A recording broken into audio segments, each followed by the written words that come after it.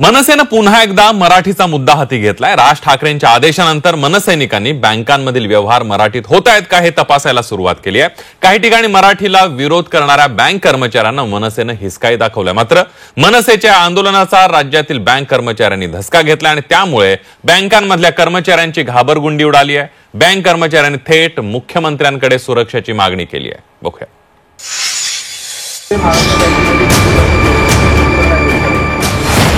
Bank कर्मचाऱ्यांना मनसेचा धसका। मनसेकडून बँक कर्मचाऱ्यांना मराठीचा आग्रह। बँक कर्मचाऱ्यांचं सुरक्षेसाठी थेट मुख्यमंत्र्यांना साकडं। मनसेनं मराठीचा मुद्दा पुन्हा एकदा लावून धरला।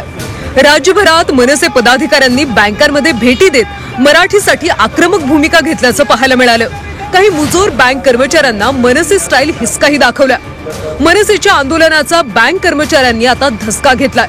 त्यांनी थेट मुख्यमंत्री देवेंद्र फडणवीस यांनाच पत्र लिहित साकडं घातलंय।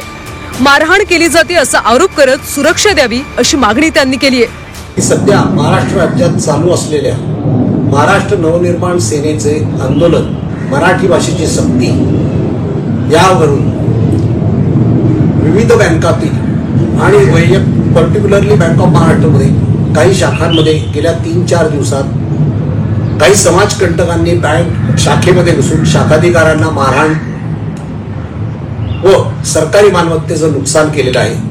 अर्वाच्य भाषेत शिवीगाळ केलेली आहे। या सर्वाचा bank of Maharashtra officer association म्हणून आम्ही जाहीर निषेध आणि धिक्कार करतो। जे काही समाजकंटक बँक कर्मचाऱ्यांवरती हल्ला करतायत याचा आपण नक्कीच गांभीर्याने विचार करावा। मनसे अध्यक्ष राज ठाकरेंनी गुढीपाडव्याच्या मेळाव्यात बँकांमध्ये मराठी वापरली जाते का हे तपासा असे आदेश कार्यकर्त्यांना दिले।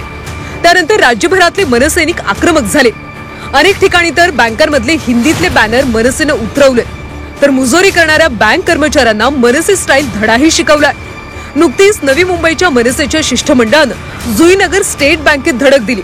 तिथे आर्थिक व्यवहारांच्या पावत्या हिंदी आणि इंग्रजीत उपलब्ध होत्या। याबाबत मनसेनं अधिकाऱ्यांना जाब विचारला। तसंच बँक अधिकाऱ्यांना बालभारतीचं पुस्तक भेट दिलं आणि आठवड्याभरात पावत्या मराठीत द्या असा इशारा दिला।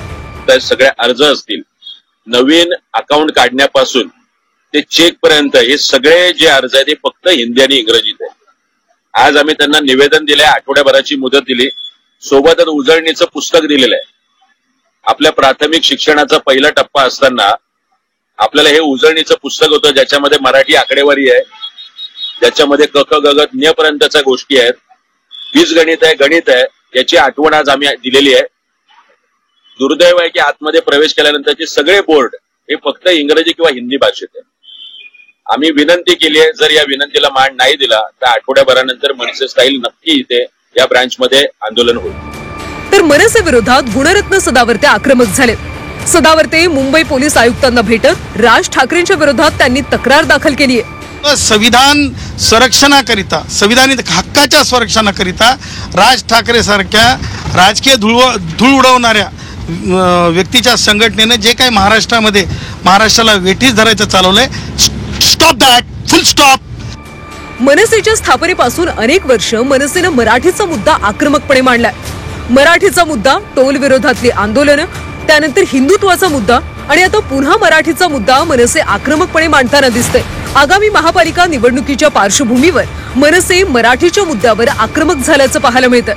मनसेच्या या मुद्द्याचा महापालिकेत कितपत फायदा होईल हे पाहणं महत्त्वाचं आहे। चैत्राली राजापूरकरसह स्वाती नाईक, झी 24 तास, मुंबई।